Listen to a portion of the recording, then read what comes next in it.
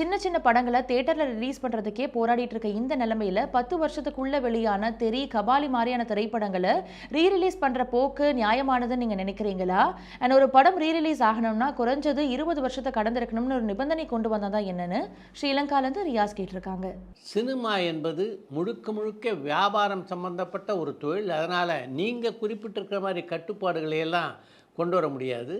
சிறு முதலீட்டு திரைப்படங்களை பொறுத்த வரைக்கும் அந்த படங்கள் மிகப்பெரிய அளவிலே திரையரங்கு உரிமையாளர்களுக்கு லாபத்தை ஈட்டி தரதில்லை அப்படின்றனால தான் இது போன்ற படங்களை திரையிடுவதிலே அவர்கள் ஆர்வம் காட்டுகிறார்கள். சிறு முதலீட்டு படங்களும் நல்ல லாபத்தை பெற்று தருகின்ற வகையிலே அந்த படங்களை மிகச் சிறப்பாக உருவாக்க வேண்டும். அதுதான் ரொம்ப முக்கியம். சிறு முதலீட்டு படம் அப்படின்ற பெயர் மட்டுமே ஒரு படத்துக்கு வெற்றியை தேடி தந்து விடாது. அந்த படத்தினுடைய சப்ஸ்டன்ஸ், கதை ரொம்ப முக்கியம்.